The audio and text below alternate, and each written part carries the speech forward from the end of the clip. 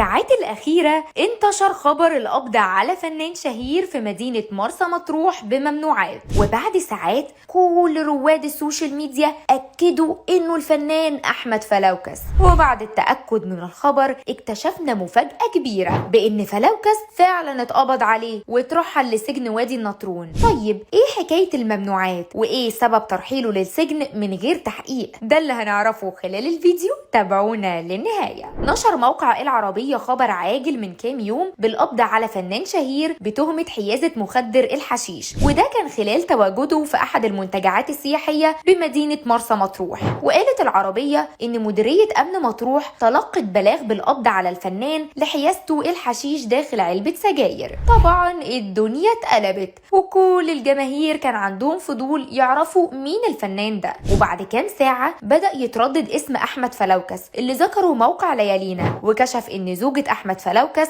نفت القبض على زوجها بتهمة حيازة ممنوعات، وقالت انهم بيقضوا اجازة الصيف خارج مصر. بس طبعا الكلام ده مش حقيقي، لان فلوكس فعلا مقبوض عليه واترحل كمان لسجن وادي النطرون بس بتهمة تانية خالص، وده طبقا لموقع وجريدة المصري اليوم.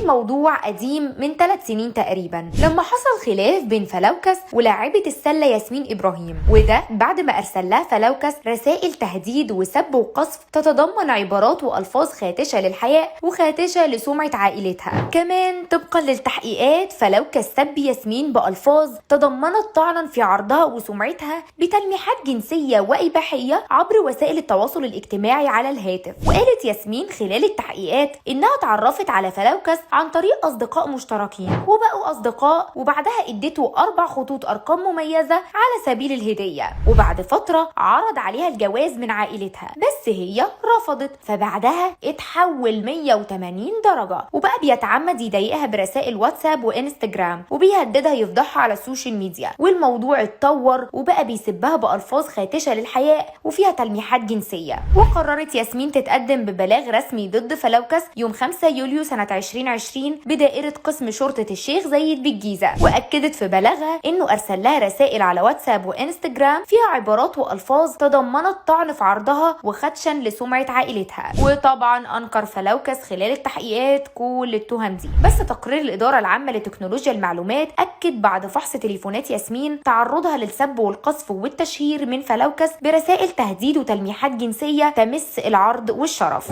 وبعد ما الموضوع وصل للقضاء صدر حكم أول درجة بحبس فلوكس يوم 27 مايو سنة 2021 في الجنحة رقم 594 لسنة 2021 حضوريا سنة مع الشغل، وكفالة 5000 جنيه وتغريمه 10000 جنيه. وطبعا فلوكس على الحكم في الاستئناف، والنيابة العامة دفعت بالخطأ في تطبيق القانون وطلبت ببراءته، بس هو ما حضرش جلسة الاستئناف بداعي المرض، فقضت المحكمة كأن المعارضة لم تكن وأيدت الحكم وقضت بحبسه 2 مع الشغل وتغريمه 200,000 جنيه. وطبعا فلوكس ما نفذش العقوبة ولا حتى اهتم، وأثناء وجوده في أحد الفنادق في مرسى مطروح تم القبض عليه واترحل لسجن وادي النطرون لقضاء مدة عقوبته. اكتبوا لنا بقى انتوا في التعليقات ايه رأيكم في الأزمة من البداية.